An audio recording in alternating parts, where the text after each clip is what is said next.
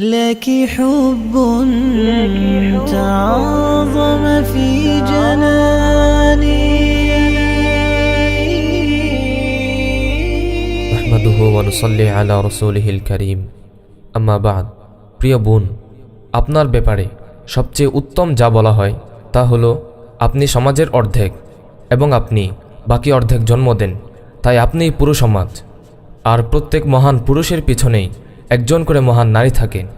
আল্লাহ তাআলা যখন নবী আলাইহিস সালামকে দাওয়ার কাজ দিয়ে পাঠানোর ইচ্ছা করলেন, তখন তার জন্যে হযরত খাদিজা রাদিয়াল্লাহু আনহাকে বাছাই করলেন, কারণ তিনি ছিলেন উত্তম স্ত্রী, উত্তম মা, উত্তম দায়ী এবং ধৈর্য ও প্রতিদান প্রত্যাশিনী। নবী আলাইহিস সালামের সাহায্যার্থে সব কিছু বিলিয়ে দিয়ে তিনি এতটাই উঁচু মর্যাদায় পৌঁছে গিয়েছিলেন, যার ফলে জিবরিল আলাইহিস সালাম এসে রাসূলকে বলছেন, আকরি আলাইহাস সালাম মিন রব্বিহা ওয়া মিন্নি ওয়াবাশশিরহা বিবাইতিন ফিল জান্নাতি মিন কাসাবিন লা সাখবা ফিহি ওয়ালা নাসাব। খদিজাকে তার রব ও আমার পক্ষ থেকে সালাম পেশ করুন এবং জান্নাতের এমন সুরম্য প্রাসাদের সুসংবাদ দান করুন যা ফাঁকা মতি দিয়ে তৈরি করা হয়েছে, যাতে নেই কোনো শুরগুল, নেই কোনো কষ্ট ক্লেশ। কিভাবে খদিজা রাদিয়াল্লাহু আনহা এই উঁচু স্থানে পৌঁছেছিলেন, এটি হয়েছিল জীবনকে একমাত্র আল্লাহ তাআলার জন্যই করে দেওয়ার মাধ্যমে। হে বোন, ইসলাম ও কুফরের মাঝে যুদ্ধ চলমান। এই যুদ্ধে বাতিল কখনো বিজয়ী হয়, কিন্তু সর্বশেষ বিজয় হকেরই হয়। তবে শর্ত হচ্ছে আহলে হক এই হককে খুব কঠিনভাবে আঁকড়ে ধরতে হবে এবং হকের জন্যে নিজের সব দামি ও মূল্যবান বস্তুকে বিলিয়ে দিতে হবে। কখনো বাতিল বিজয়ী হয়ে যায়, তবে তা হয়ে থাকে আল্লাহ তাআলার পক্ষ থেকে সিদ্দিকিনদের জন্য পরীক্ষা স্বরূপ। যখন আহলে হক হককে কঠিনভাবে আঁকড়ে ধরবে, তখন বিজয় হকেরই হবে।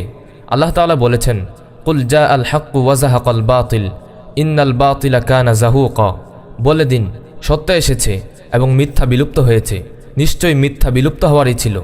বাল নাকযিফু বিল হাক্কি আলাল বাতিলি ফায়াদমাগুহু ফাইযা হুয়া যাহিক। বরং আমি সত্যকে মিথ্যার উপর নিক্ষেপ করি, অতপর সত্য মিথ্যার মস্তক চূর্ণ বিচূর্ণ করে দেয়, অতপর মিথ্যা তৎক্ষণাৎ নিশ্চিহ্ন হয়ে যায়। হে বোন, হক ও বাতিলের এই যুদ্ধে আপনিও বড় একটি অংশ। আপনার কাঁধেও যুদ্ধের একটি দায়িত্ব অর্পিত, বরং আপনার কাঁধেই যুদ্ধের বড় দায়িত্ব অর্পিত। আপনার দায়িত্ব হলো পিছনের সারিকে রক্ষা করা এবং সামনের সারিকে সাহায্য করা।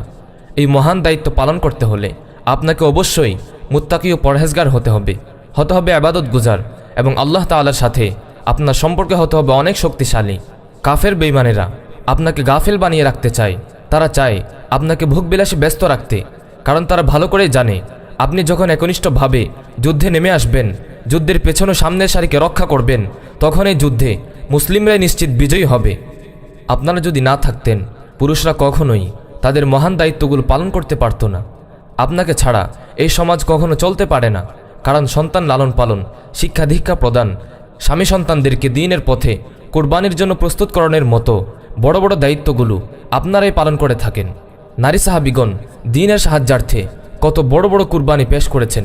কখনো ভাই শহীদ, কখনো পিতা শহীদ, কখনো স্বামী শহীদ, কখনো সন্তান শহীদ, কিন্তু এতে তারা বিন্দুমাত্র বিচলিত হননি, বরং দ্বীন রক্ষা ও জিহাদের সারিগুলোর সাহায্যার্থে তারা সব কিছু কুরবান করে দিয়েছেন। এমনকি ইতিহাসে এমন অনেক নারী সাহাবীর জীবনী বর্ণিত হয়েছে, যারা নিজেদের ঈমান আকীদা রক্ষার জন্য তরবারি হাতে ময়দানে ঝাঁপিয়ে পড়েছিলেন। আনাস রাদিয়াল্লাহু আনহু বলেন, উহুদের দিন আমি আয়েশা রাদিয়াল্লাহু আনহা এবং উম্মে সুলাইম রাদিয়াল্লাহু আনহাকে দেখতে পেলাম। তারা পরিধেয় কাপড় এতটুকু পরিমাণ তুলে ফেলেছেন যে তাদের পায়ের খাড়ু আমি দেখতে পাচ্ছিলাম। তারা পানির মস্ক ভরে নিজেদের পিঠে বহন করে এনে আহতদের মুখে পানি ঢেলে দিচ্ছিলেন, আবার ফিরে গিয়ে পানি ভরে এনে আহতদেরকে পানি পান করাচ্ছিলেন। উহুদের দিন কাফেররা যখন আক্রমণ করে, তখন এক নারী এসে আল্লাহর নবীকে বলছেন, ইয়া রাসূলুল্লাহি, আমি এই ছুরিটা নিয়েছি, যদি কোনো মুশরিক আমার নিকটবর্তী হয় তাহলে আমি তার পেট ফেড়ে ফেলব, আর যারা আপনাকে ফেলে পলায়ন করে তাদেরকেও আমি সেইভাবে হত্যা করব যেভাবে আপনি শত্রুদেরকে হত্যা করেন, কারণ তারা তো এরই উপযুক্ত। আল্লাহু আকবার।